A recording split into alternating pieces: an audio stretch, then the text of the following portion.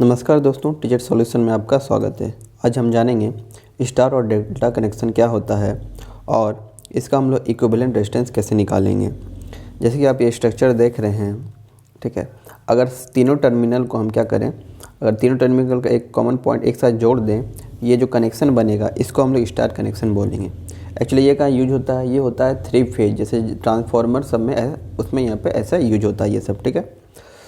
तो ये हो गया आपका स्टार कनेक्शन, तीनों रेजिस्टेंस को जोड़ने के बाद से, ठीक है।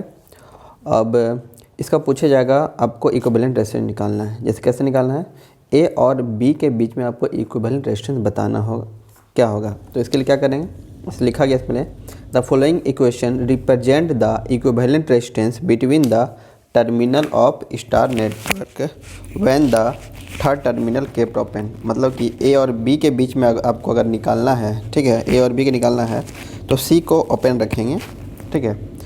तो ए और बी के बीच इक्विवेलेंट रेजिस्टेंस जो होगा उसका फॉर्मूला हो जाएगा, तो सीरीज जैसे हम लोग सीरीज में जोड़ते हैं same R A plus R B, ठीक है, इसके बीच तो R A plus R B. उसी तरह अगर हमको निकालना है बी सी के बीच, क्या निकालना है, बी सी के बीच, तो बी सी के बीच में किसको जोड़ेंगे, आर बी और आर सी को जोड़ देंगे। उसी तरह हमको निकालना है आर सी ए, या इन दोनों के बीच निकालना है, ए और सी के बीच निकालना है, तो हम क्या करेंगे, आर ए और आर सी, ठीक है।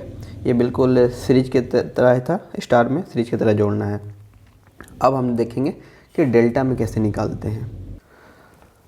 अब है डेल्टा कनेक्शन ऑफ रेसिस्टेंस।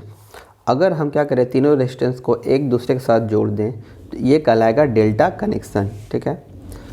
तो इसमें कैसे निकालेंगे, the following equation represent the equivalent resistance between the two terminal of delta network when the third terminal is kept open. इसमें भी क्या करना है, थर्ड को ओपन रखना, मतलब कि अगर हमको ए और बी को निकालना है, ठीक है, इसको ओपन रखेंगे, कुछ नहीं करेंगे।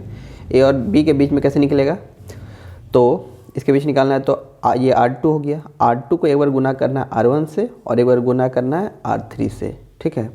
तो R2 गुना किए R1 से, R2 गुना किए R3 से, और क्या किए, सबको डिवाइड कर दिए, R1 R2 R3 से डिवाइड कर दिए। उसी तरह हमको निकालना होगा, मान लीजिए BC के बीच, ठीक है, BC के बीच, तो बीच में कौन है, R3 है, तो R3 के एक बार गुना करना है R1 से, एक बार गुना करना है R2 से, और फिर सबको डिवाइड कर देना है R1 plus R2 plus R3 से। यहाँ R3 को डिवाइड कर रहे हैं R1 से R2 से, ठीक है।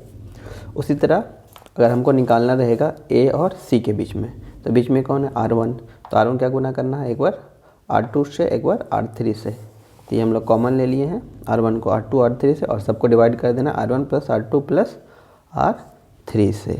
तो ये हमारा था डेल्टा नेटवर्क। अगर आप हमारे चैनल पर नए हैं तो कृपया इसे लाइक करें, सब्सक्राइब करें और दूसरों को भी शेयर करें। हम ऑल भी नोट जल्दी अपलोड करेंगे। धन्यवाद।